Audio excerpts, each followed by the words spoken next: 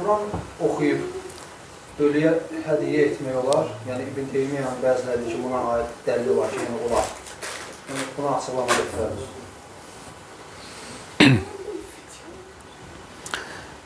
Əməlləri ölən insana hədiyyə eləmək barəsində məsələ biraz fərqlidir. Əməlləri ölən insana hədiyyə etmək barəsində məsələ bir məsələ deyil. Elə məsələlər var ki, elm əhli ittifaq edib ki, ölən insana çatır. Məsələn, dua eləmək. Dua ölən insana fayda verir, yoxsa yox? Yəni, diri olanın ölən adam üçün dua etməsi verir. Nə qədər dəlillər var? Çoxdur. Dəlilləri zikr etmirik. Həm də bu ittifaqdır. Burada heç bir ixtilaf yoxdur. Heç kim deməyib ki, dua çatmır. Yəni, əhl-i sünnədən. Düzdür, başqa firqələr, məsələn, mu'təzillər deyib, çatmır heç nə. Öləndən sonra vəssalam. Lakin ittifaqdır deyəndə, yəni əhl-i sünnə alimlər ittifaq edib. Məsələn, sədəqə. Ölən insana adından sədəqə vermək olar, yoxsa yox? Ölən insana sədəqə verirsən, ölən insanın adından, yəni savabı ona yazılır. Öləndən sonra da fayda verir ona. Olar. Burada heç bir ixtilaf yoxdur, düzdür? Bu ittifaqdır əhl-i sünnədə alimlər. Çünki əhl-i sünnədə alimlər ittifaq ediblər. Çünki hədisdə varid olub. Açıq aydın nas var. Məsələn, ölən adam borcu var idi. Hə? Ölüb. Burada borcunu yerinə yetirmək, əda etmək qaldırmış sayılır, yoxsa yox? Borcu qalxır, yoxsa yox? Fayda verir ona, yoxsa yox? Başa düşmədin? Məsələn, ölən insanın borcu var, ölüb. Burada mən o borcu bağlayıram, kömək eləyirəm. Onun yerinə verirəm. Olar. Bəli, yəni artıq qalxır ondan. Burada kimsə yerinə versə, ailəsi, məsələn, kimdirsə, yerinə versə, qalxmış sayılır. Bu barədə hədislər var, yoxsa yox? Nə qədər hədis var? Deməli, elə şeylər var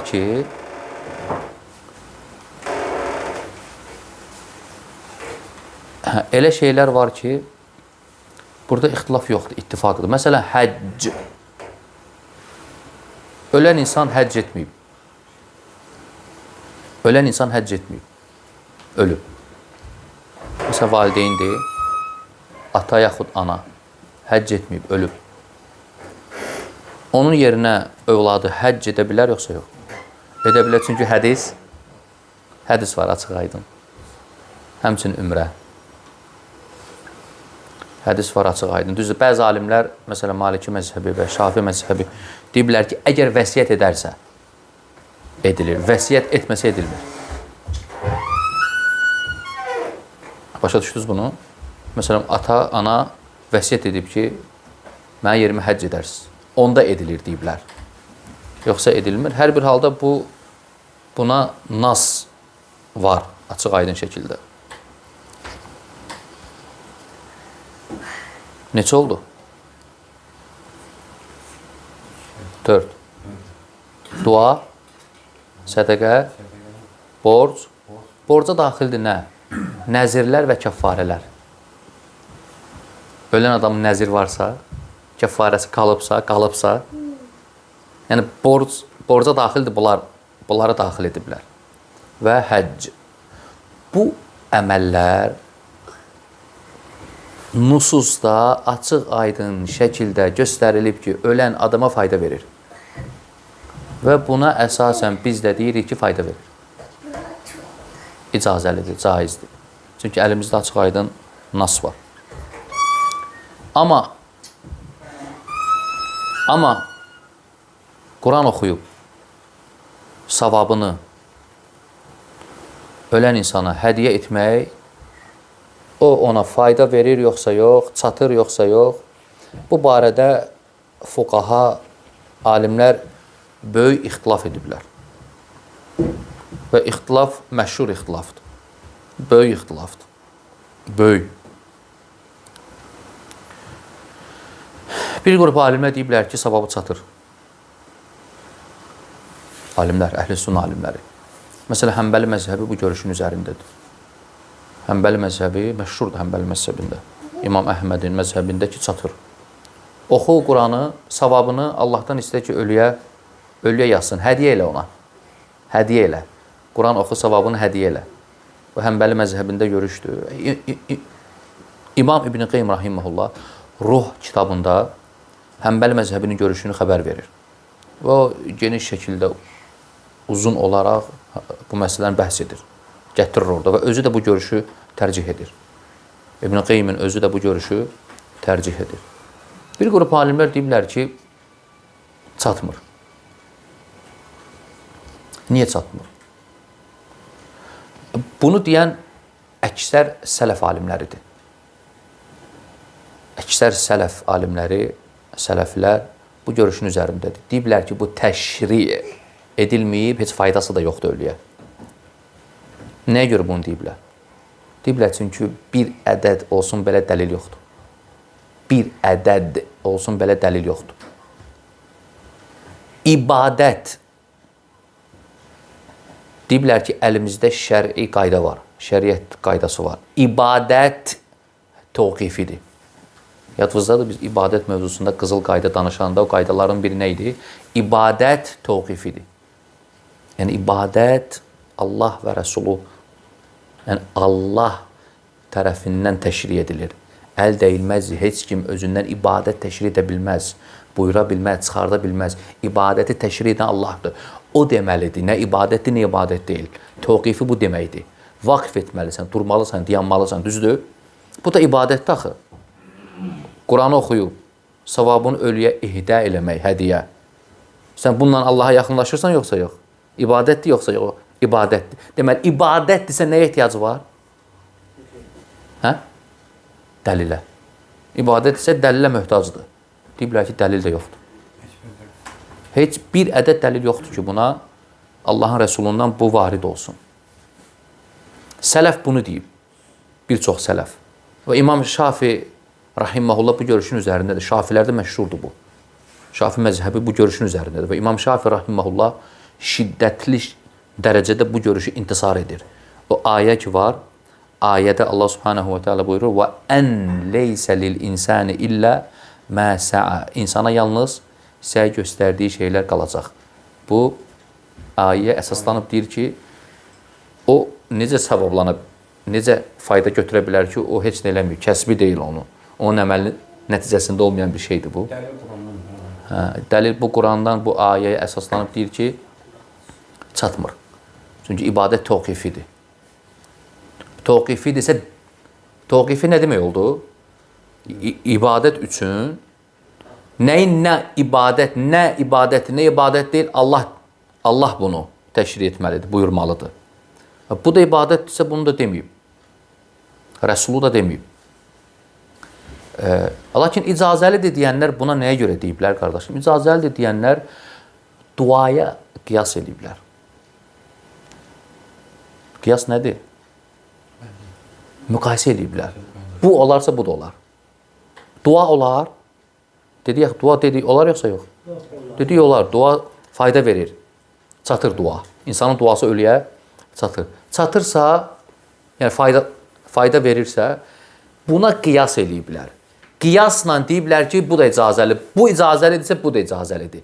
Bu çatır deyənlər belə deyiblər. Çatır deyənlər deyiblər, dəlil yoxdur. Amma qiyas var. Biz də deyirik ki, yəni caiz deyil deyən alimlər deyiblər ki, ibadət mövzusuna qiyas keçərli deyil. Qiyas ibadət təvqifidir. Bu qiyaslarla olmur. Gəl qiyas eləyək, nə ibadətdir, nə ibadət deyil. İbadət təvqifidir. İbadət mövzusunda qiyas keçərli olmadığı üçün deyiblər ki, bu sizin bu gətirdiyiniz dəlil, burhan yerinə düşmədi. Ona görə İmam İbn Kəthir rahimehullah öz təfsirində bu mövzudan danışarkən gözəl bir söz deyir. Çox gözəl, möhtəşəm sözdür. Deyir ki, bəbul qurubat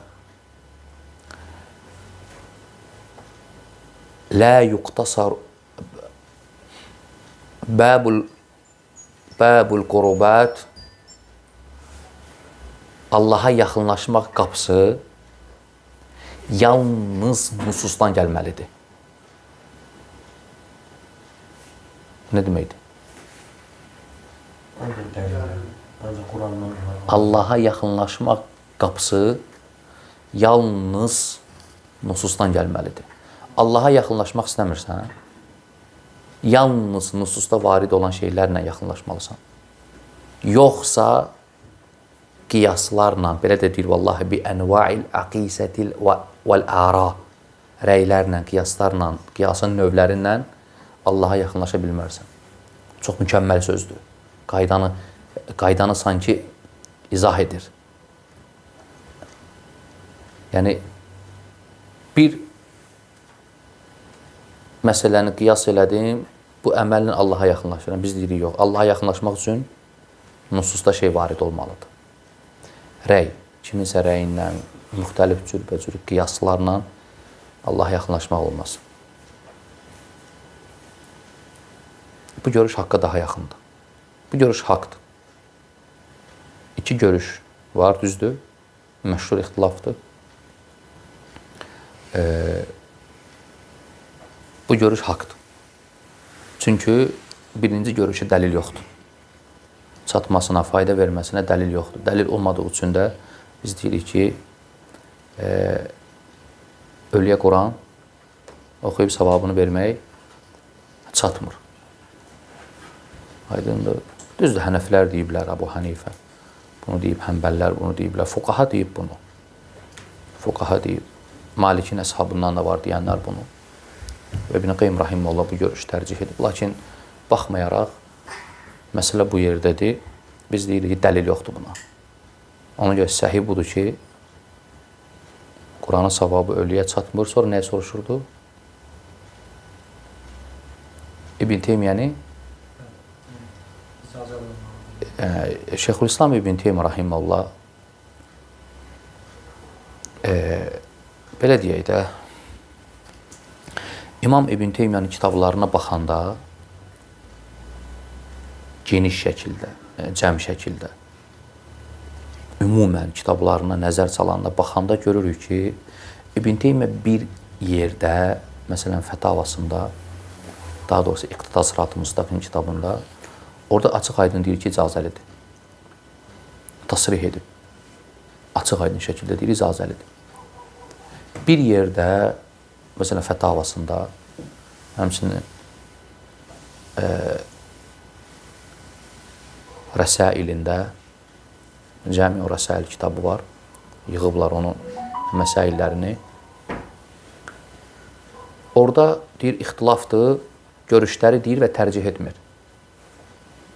Gətirir ixtilafı və tərcih etmədən çıxır. Bağlayır söhbəti. Bir yerdə, məsələn, fətavasında bir yeri var, orada açıq aydın şəkildə deyir ki, sələf bunu eləməyib. Olunmasa daha yaxşıdır. Sələfdən varid olmayıb bu. Sələf imamlarından. Bir şey ki, sələf imamlarından varid olmayıb, bu olunmasa daha yaxşıdır. Nə başa düşdünüz İbn Teymiyyə sözündə? Nə demək istəyir indi bu üç dənə şeylə? Belə olanda Allahu aləm, mən bildiyim qədər Allah daha doğrusunu bilir. Şeyxülislam bu əməli caiz görür mə'al kərahə, məkruhluqla yanaşı. Deyir, caizdir, kərahə ilə yanaşı. Yəni, kərahə üstündədir, bəyənilmir. Olunmasa tərki daha avlədir. Tərki daha yaxşıdır. Edilməsə daha yaxşıdır. Edilsə günah yoxdur. Lakin tərki daha yaxşıdır. Allah daha doğrusunu. Hər bir halda Şeyxülislam nə desə də, nə deməsə də biz baxırıq, biz təqlid etmirik. Və bu, əlhamdülillah, açıq aydın dəlildir ki, bu açıq aydın, bu mövzu, yəni bu məsələ açıq aydın dəlildir ki, biz İbn Teymiyyəyə, yaxud başqasına İbn Qeyyimə təqlid etmirik. Yəni, necə deyirlər, teymiyyəçi deyirlər, yaxud nəsə. Biz Əhl-i-Sünnə və Cəmaa imam nə qədər imam, möhtəbər imam olsa da, məşhur imam olsa da, İmamul Əimmə deyirlər də, imamların imamı məsələn olsa da, biz deyirik ki, haqq ondan daha qabaqdadır, ondan daha sevimlidir. Buna dəlil yoxdur. Nususda dəlil yoxdur ki. İbn Teymiyyə deyib, hesab edək ki, deyib caizdir, mə'al karahə, biz deyirik ki, isabət etməyib haqqa. Bu məsələdə haqqa isabət etməyib. Haqq bizə daha sevimlidir İbn Teymiyyədən və digərlərindən, Əhməddən və digərlərindən. Ona görə biz deyirik ki, haqq odur ki, ölüyə Quran çatmır, oxuyub savabını hədiyyə etmək düzgün deyil. Allahu aləm.